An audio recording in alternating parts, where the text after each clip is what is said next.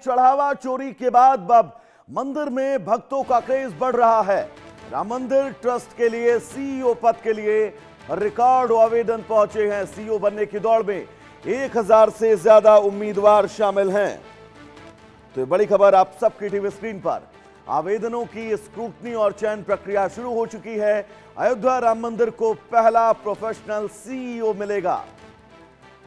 अयोध्या के राम मंदिर प्रशासन से जुड़ी बड़ी खबर सामने आ रही है। श्री राम जन्मभूमि तीर्थ क्षेत्र ट्रस्ट द्वारा पहली बार निकाले गए सीईओ पद के लिए जबरदस्त प्रतिक्रिया देखने को मिली। मीडिया रिपोर्ट्स के मुताबिक इस प्रतिष्ठित पद के लिए 1000 से ज्यादा आवेदन प्राप्त हुए हैं। ट्रस्ट ने मंदिर के प्रशासनिक और वित्तीय प्रबंधन को और मजबूत बनाने के लिए सीईओ नियुक्त करने की प्रक्रिया शुरू कर दी है।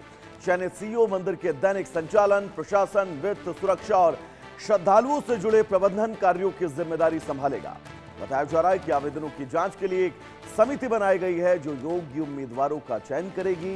इस पद के लिए प्रबंधन क्षेत्र में लंबे अनुभव और निर्धारित पात्रता शर्तों की अनिवार्य रखा गया है। बढ़ती श्रद्धालु संख्या और मंदिर के विस्तार को देखते हुए ट्रस्ट प्रशासनिक व्यवस्था और अधिक पेशेवर और व्यवस्थित बनाने की दिशा में यह बड़ा कदम माना जा रहा है।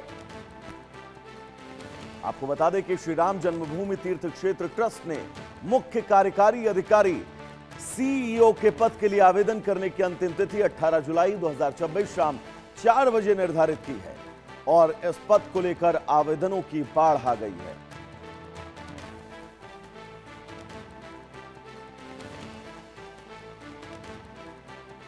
बड़ी खबर इस बीच आपको बता दें, राम मंदिर में आवेदनों की बाढ़ आ गई है क्योंकि ट्रस्ट ने सीईओ पद को लेकर जगह निकाली थी। बहुत जिम्मेदारी का यह पद, बहुत मजबूत जिम्मेदारी। राम मंदिर से जुड़ी प्रशासनिक व्यवस्थाओं से जुड़ी, श्रद्धालुओं की सुविधाओं से जुड़ी तमाम वो चीजें निर्भर करेंगे सीईओ के कंधे पर। तो अब सीईओ के आवेदन को लेकर अंतिम तिथि से पहले आपको बता दें 1000 से ज्यादा आवेदन पहुंच चुके हैं। अभिषेक सिंह हमारे साथ जुड़े हुए हैं तमाम जरूरी अपडेट्स के साथ।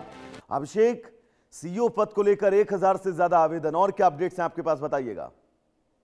देखिए, बिल्कुल मंदिर में सीईओ के पद को लेकर विज्ञप्ति निकाली गई थी और कई सारी अर्हताएं उसमें मांगी गई थी कि 15 साल का प्रशासनिक अनुभव होना चाहिए, कितनी उम्र होनी चाहिए और किस तरह का जो कार्य है वो किया गया हो उस शख्स के द्वारा जो भी इस अर्हता के लिए अपने लिए जो फॉर्म भरेंगे। तो सीधे तौर पर कहा जाए तो जो लोग भी एप्लीकेंट्स हैं उनकी तरफ से बहुत ज्यादा उत्साह दिखाया गया है। बड़े पैमाने पर जो जानकारी मिल रही है कि प्रशासनिक सेवाओं से जुड़े हुए बड़ी तादाद में लोगों ने अपनी इच्छा जाहिर की है राम मंदिर ट्रस्ट से जुड़े हुए जुड़ने के लिए और देश भर से बड़े पैमाने पर जो आवेदन हैं वो आवेदनकर्ताओं द्वारा भेजे गए हैं। कई एक आवेदन चर्चा का भी विषय बने, जैसे जबरिया रिटायर आईपीएस ऑफिसर यानी फोर्स रिटायरमेंट देने वाले आईपीएस ऑफिसर अमिताभ ठाकुर की तरफ से भी उनकी तरफ से भी आवेदन किया गया और इस तरह के तमाम कई सारे प्रशासनिक सेवाओं से जुड़े हुए लोग और भी लोगों ने बड़े पैमाने पर आवेदन किया। और अब ट्रस्ट के लिए भी बड़ी चुनौती है कि इतनी बड़ी तादाद में आवेदन जो आवेदनकर्ताओं ने किए उनमें से ये तय करना कि कौन सही रहेगा। हालांकि वो पूरी तरह से ट्रस्ट का अपना विवेकाधिकार है, ट्रस्ट के जो भी सदस्य हैं वो मिलकर इस बात के लिए निर्णय लेंगे।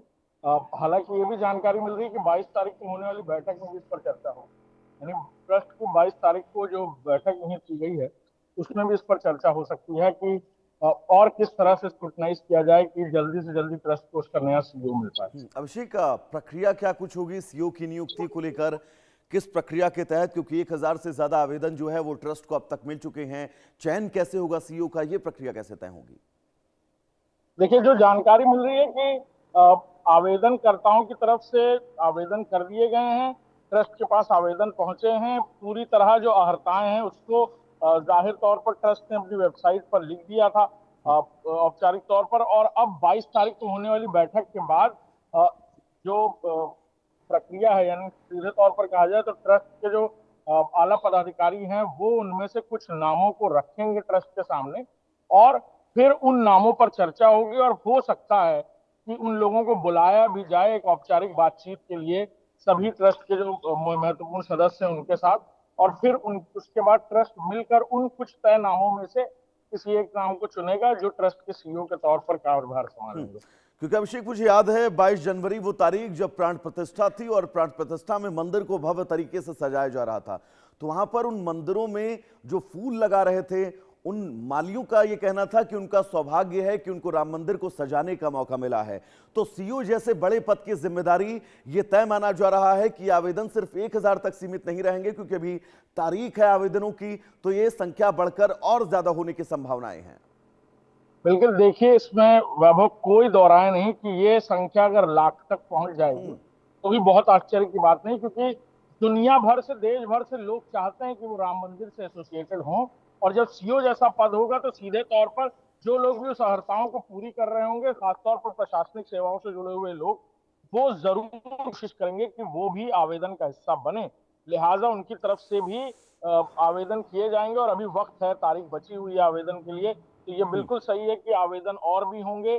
बड़े पैमाने पर आवेदनों के बाद ये साफ होगा और फिर ट्रस्ट की अपनी जो कार्यप्रणाली है, जो ट्रस्ट के अपने नियमावली है, उसके अनुसार बिल्कुल अभिषेक, आप लगातार इस खबर पर अपनी नजर बनाकर रखिएगा, पल पल अपडेट हम तक पहुंचाता रहिएगा। फिलहाल आपका बहुत बहुत शुक्रिया इस तमाम जरूरी अपडेट्स के लिए। तो चलिए दर्शकों, आगे बढ़ेंगे इस बीच